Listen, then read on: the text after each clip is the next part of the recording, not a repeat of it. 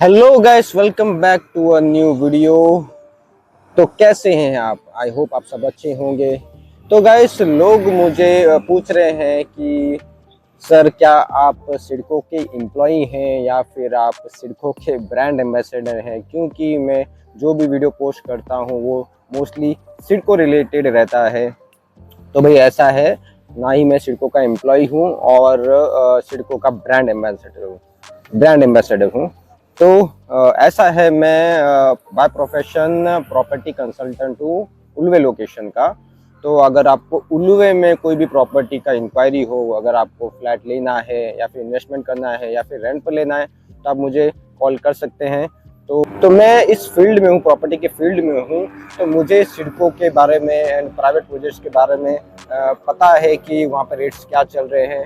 तो मैं उल्वे के प्राइवेट प्रॉपर्टीज देखते रहता हूँ। तो जब मैंने सिडको के बामनोरिया जो प्रोजेक्ट है जब वो टाउनशिप प्रोजेक्ट देखा और वहाँ के मैंने जब रेट्स देखे, तो तब मैं हैरान हो गया। मतलब ओ माय गॉड, इतना डिफरेंस प्राइवेट बिल्डिंग में और सिडको के फ्लैट्स के का जो रेट है, उस रेट में इतना डिफरेंस देखकर मैं हैरान हो गया। तो मैंने सोचा क्यों ना आप सबको इस सिडको प्रोजेक्ट्स के बारे में बताया जाए, ताकि जिनका एक सपना है एक अफोर्डेबल प्राइस में, एक अच्छे लोकेशन में आपका खुद का घर हो, वो सपना आपका पूरा हो सके। तो तब से मैंने सिडको के बारे में वीडियोस बनाना चालू किया और आप सबका अच्छा रिस्पॉन्स आ रहा है उस वीडियोस के रिलेटेड।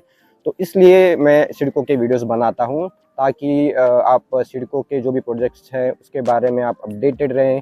जो भी चीज़ें अपडेट्स मुझे मिलती हैं न्यूज़ से या फिर सिडको से, मैं आपको बताते रहूं। और जो मेरा पर्सनल एक्सपीरियंस है वो भी मैं आपके साथ शेयर करूं। अगर आपको प्रॉपर्टी लेना है कहीं पर भी, तो कैसा आपका व्यू होना चाहिए अगर आप कोई भी प्रॉपर्टी ले रहे हैं, तो वो सब मेरा पर्सनल एक्सपीरियंस मैं आपको बताते रहता हूँ। तो गाइस, सिडको के तरफ से ऐसा न्यूज़ आ रहा है। सिडको के जो चेयरमैन है संजय शीर्षत जी, तो उन्होंने कहा है कि पहले तो प्राइस कम होने वाला है, वो उसका तो मैंने वीडियो आपको पहले ही दे चुका हूँ। तो सिडको के जो फ्लैट्स के प्राइस है वो तो कम होने वाले हैं। तो अब जो सेकंड चीज़ संजय शीर्षत जी ने कहा कि हो सकता है जो डोमिसाइल सर्टिफिकेट है, जो डोमिसाइल सर्टिफिकेट आपको ज़रूरत ना पड़े जब आप सिडको फ्लैट्स के लिए अप्लाई कर रहे हैं। तो उनका कहना ये है कि अगर कोई व्यक्ति उनके पास पैन कार्ड है, आधार कार्ड है और अगर महाराष्ट्र का उनके पास वोटर आईडी है, तो क्यों ना वो अप्लाई कर सके। तो उनका कुछ ऐसा कहना है। और जो तीसरी चीज़ है, अगर किसके पास ऑलरेडी फ्लैट है नवी मुंबई में, तो वो भी शायद सिडको फ्लैट्स के लिए अप्लाई कर सकता है। तो गैस, अगर आप मेरी राय लें फ्लैट के प्राइस के रिगार्डिंग, तो हाँ, फ्लैट का प्राइस डेफिनेटली कम होना चाहिए, स्पेशली वाशी और खारगर का जो लोकेशन है। क्योंकि देखिए, वो एलआईजी कैटेगरी में आता है, लेकिन एलआईजी कैटेगरी में भी जिनका 6-7 लाख के आसपास जिनका सैलरी होगा, उनके लिए वो थोड़ा मुश्किल हो जाएगा। 74 लाख का फ्लैट या फिर 97 लाख का जो 2 BHK खारगर का जो फ्लैट है। क्योंकि देखिए, इस रेंज में जो भी लोग आते हैं उन्हें एक अफोर्डेबल हाउस चाहिए, क्योंकि प्राइवेट में रेट्स बहुत ज़्यादा हैं और सिडको माना जाता है कि वो अफोर्डेबल प्राइस में लोगों को घर देते हैं। तो इसलिए सिडको को फ्लैट के प्राइस है उसको रिकंसिडर करना चाहिए और इसमें कुछ कमी हमें शायद देखने को मिलेगा आगे जाकर। तो गैस, अब हम बात करते हैं डोमिसाइल के बारे में। तो अभी फ़िलहाल ऐसा है कि जो 15 साल से महाराष्ट्र में रह रहे हैं उनका डोमिसाइल बन सकता है। तो ऐसा है कि जो 15 साल से रह रहे हैं किसी भी शहर में, तो उन्हें ऐसा लगता है कि हाँ, अभी मुझे ये शहर पसंद आ रहा है, मुझे यहाँ पर घर लेना चाहिए, मुझे यहाँ पर सेटल हो जाना चाहिए। तो उस हिसाब से वहाँ पर वो घर लेने के लिए सोचता है।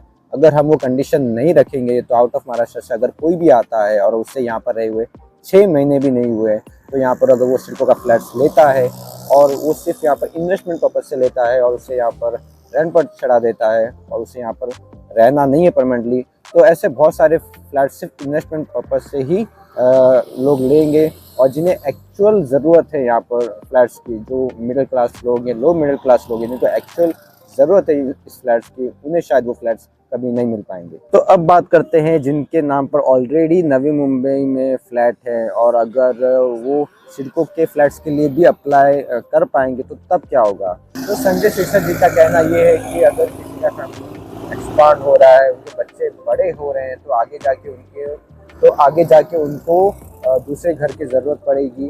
तो देखिए, ऐसा है कि सिडको ने पहले ही रूल रखा है कि अगर आपके बच्चे हैं वो अबाव 18 हैं तो उनका एक सेपरेट फैमिली कंसिडर किया जाएगा।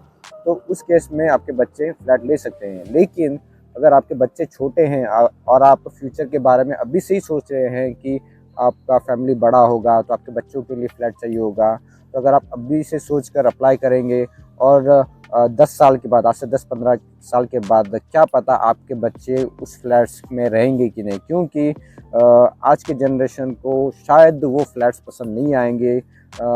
हो सकता है 10 साल के बाद उन्हें जो लग्जरी प्रोजेक्ट्स हैं वो पसंद आएंगे और ये जो फ्लैट्स हैं ये रेंट पर रहेंगे तब तक और आगे भी जाकर रेंट पर ही रहने वाला है। और गैस मैंने ऐसे केसेस देखे हैं जिनका 3-3 लॉटरी लगा हुआ है, एक ही फैमिली में 3-3 लॉटरी लगा हुआ है। एक केस था, मैं आपको बता देता हूँ। एक अंकल थे, उनकी एक बेटी थी और 2 लड़के थे, तो तीनों पे नाम पे लॉटरी लगा हुआ है, तीनों कॉलेज में हैं। तो अभी तो उनको फाइनेंस उनके डैडी ही करने वाले हैं, तो तीनों के लिए फ्लैट वो अभी से ही ले रहे हैं। तो चलिए, ये तो कंडीशन 18 एज का रखा था तो इसलिए उन्होंने फ्लैट ले लिया। लेकिन अगर हम वो भी कंडीशन हटा दें तो जो उनके पापा हैं वो खुद ही अपने नाम पर एक और फ्लैट लेंगे, तो ऐसे बहुत सारे केसेस बढ़ जाएंगे, तो वो एक प्रॉब्लम हो सकता है। तो गैस इस वीडियो में फिलहाल इतना ही। तो वीडियो आपको कैसा लगा कमेंट करके ज़रूर बताएं। आपकी कुछ भी क्वेरी हो आप मुझे कमेंट में पूछ सकते हैं। एंड इस वीडियो को ज़्यादा से ज़्यादा लाइक करें, शेयर करें एंड चैनल को सब्सक्राइब नहीं किया तो सब्सक्राइब करें।